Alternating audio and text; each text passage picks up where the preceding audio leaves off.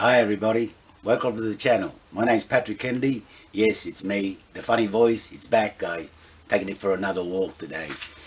It's only fitting because I took this funny voice out for its first walkies a couple of weeks ago when I mentioned the Global Coherence. This new thing I'd heard about. Download your soul onto the internet. Anyway, looking at it a bit more, so it's good the voice is back. Anyway, so the Global Coherence Initiative, this is this thing where you download your spirituality, you download the app and they hook you up with all the other people with the app and you experience your spirituality together. And it's a tough one. It's a tough one. I really want this to be true. I really want this.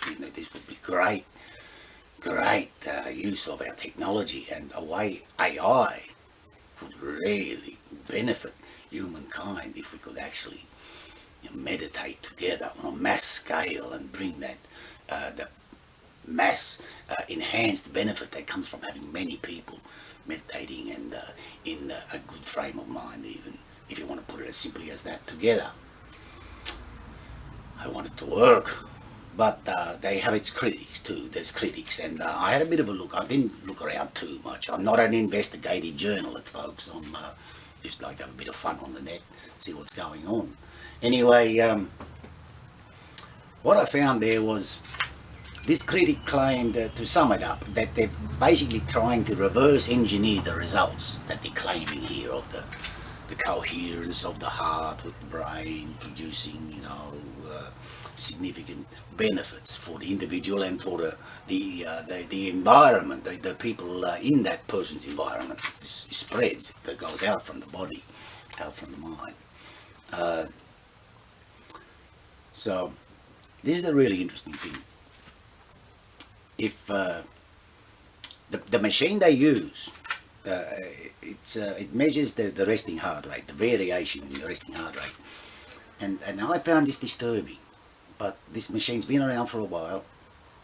It's used in medicine, and one of the things it can do is it's used at times to predict things like lifespan and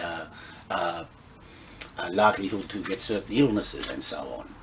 The heart, being monitored closely, has telltale signs that give those people those things. So this thing's been around for a while. It's measuring this the variable heart rate, resting heart rate.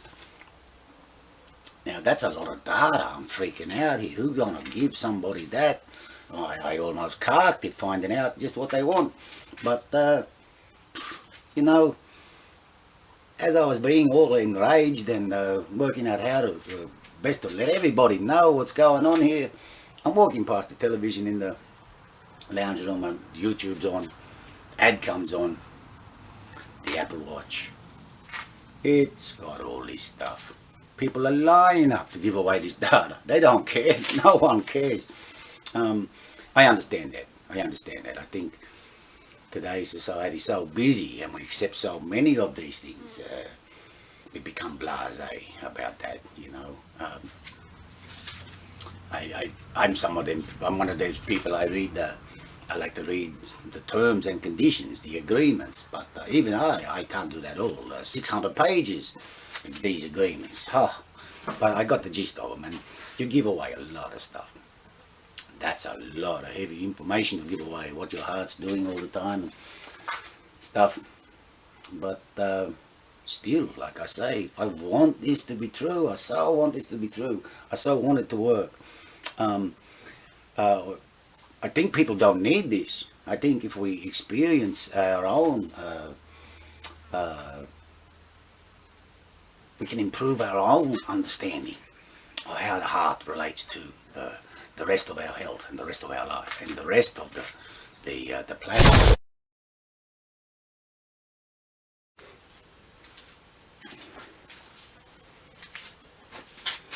Excuse me, folks, some technical issues there. Okay, so the Global Coherence Initiative. Now,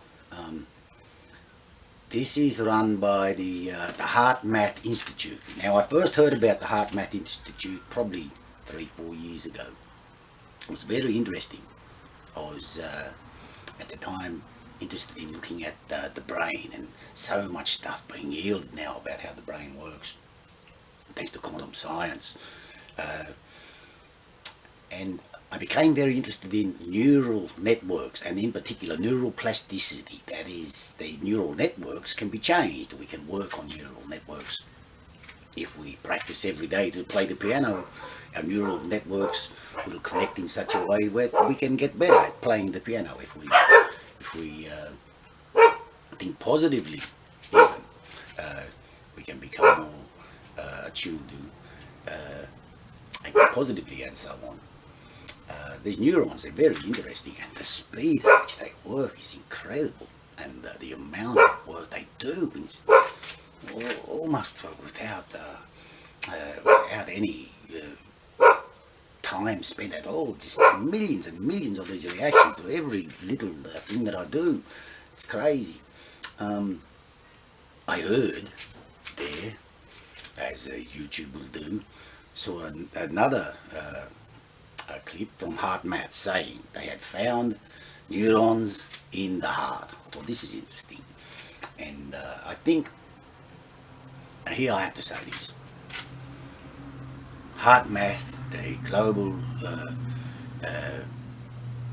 Coherence Initiative, they're trying to show that if we all work together, thinking positively, we can change the way we think. We can change the way we feel, and we can change the way we act. That's important work, so that's why it's so important to me that, you know, I really wish this to be true. But you don't really need that. You don't really need to be hooked up through the app.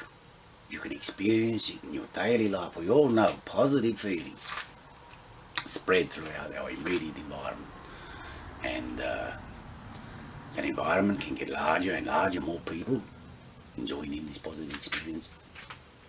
Now, I mentioned people's livelihood and happiness and willingness to give away their data, any sort of data. They just don't care. No one's reading. I can put anything in there if I wanted, and people would just agree, you know. It's a lot of data to give away. And we're talking about spirituality here. It's a very special sort of data, along with your heart stuff. I want to throw a curly one out there. And many years ago I predicted, as many other people were predicting on the net, that at some point this would take on religious connotations to this whole argument of AI, quantum physics, what we're learning now about the brain and how it works, our similarities to so many things. And I mentioned before that one of the things I've studied in life is theology, the study of religions. And one thing that many religions have in common, most religions have in common, is a judgment by a supreme being, supreme, all-knowing, all-seeing being. Judge us. Well, with all the data we put on the internet and on our phones, imagine the position artificial intelligence would be in to make judgments on us. It's a frightening thought. Oh, I could be in some trouble, that's for sure. But like I say, I can't call on this one. It's too close to call. The Global Coherence Initiative, I like its style, but for me, too much data. I don't like to give away that much data. Probably given it away already to someone else besides. But for me, just to wait a little while, and you know, we can do this ourselves. We can meditate ourselves. You don't have to be the Dalai Lama. Pat the dog. My favourite form for me to meditate is go to spend time in the garden, and we can do that. But it might pay to watch this Global Coherence Initiative. It could potentially be a good thing. Who knows? Anyway, please like, subscribe, do whatever it takes. I'm probably going to keep the funny voice. See you later, folks. Love you all. Bye.